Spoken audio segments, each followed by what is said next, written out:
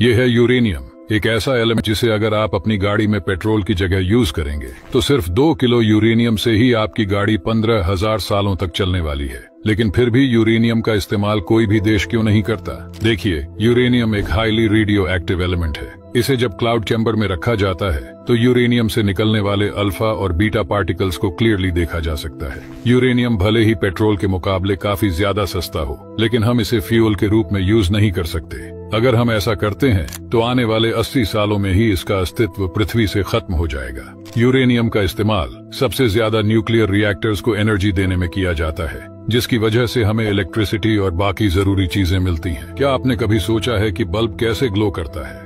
दरअसल बल्ब में high resistance वाला एक फिलामेंट होता है। जब इसमें करंट फ्लो होता है तो रेजिस्टेंस के कारण टेम्परेचर बढ़ जाता है।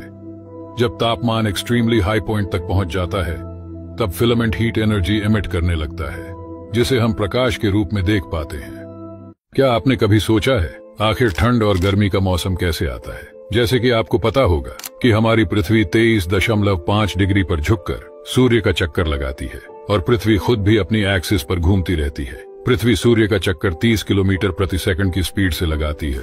जब पृथ्वी सूर्य के पास पहुंचती है तो उसे पेरिहेलियन कहा जाता है। उस समय पृथ्वी पर सूर्य की रोशनी बहुत ही कम मात्रा में पहुंचती है, जिसकी वजह से हमें ठंड का मौसम देखने को मिलता है। और दूसरी तरफ जब पृथ्वी घूमते घूमते सूर्य से दूर चली जाती है तो उसे अफीलियन कहा जाता है। तब पृथ्वी पर पूरी तरह से सूरज की रोशनी पड़ने की वजह से हमें गर्मी का मौसम देखने को मिलता है। और अगर आपको लगता है कि जब पृथ्वी सूर्य के नजदीक आता है तो गर्मी और दूर जाने पर ठंडी का मौसम आता है, तो ऐसा नहीं है, बल्कि इसका उल्टा होता है। ये पानी किसी भी चीज को तुरंत ही फ्रीज कर देता है। दरअसल इसे सोडियम एसीटेट कहा जाता है और इसे आप घर पर भी आसानी से बना सकते हैं। इसे बनाने के लिए आपको सबसे पहले 400 ग्राम बेकिंग सोडा लेना है। अब इसमें आधा लीटर विनेगर डालकर 1 घंटे के लिए ऐसे ही छोड़ देना है। फिर इसमें 1 लीटर पानी डालकर इसे उबाल लें और फिर से 1 घंटे के लिए इसे ऐसे ही छोड़ दें। ठंडा होने के बाद आप इसमें जो भी चीज डालोगे उसे ये बर्फ में जमा देगा। क्या आपने आसमान में जाते हुए इस तारों की रेल को देखा है, जो कि बिल्कुल एक लाइन में सीधी चलती दिखाई देती है?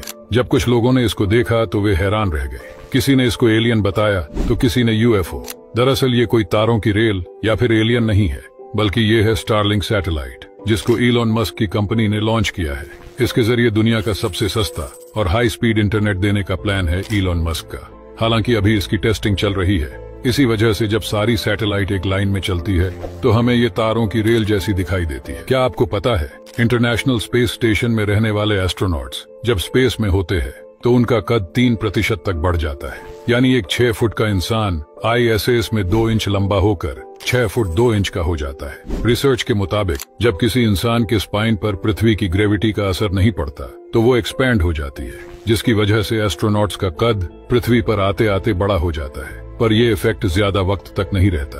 वापस पृथ्वी पर लौटने के कुछ दिनों के बाद ही स्पाइन वापस से कंप्रेस हो जाती है। यह है एक सुपर कंडक्टर। यदि हम कई सारे मैग्नेट को मिलाकर एक सर्कल बनाते हैं और उसके ऊपर एक सुपर कंडक्टर रखते हैं और उसे मूव करते हैं, तब ये मैग्नेटिक फील्ड लाइंस को एक्सपेल करता है, जिसके कारण ये इन सभी मैग्नेट्स पर लेविटेशन करने लगता है, यानी कि लगातार चलते रहता है। इसे ही साइंस की भाषा में क्वांटम लेविटेशन कहते हैं।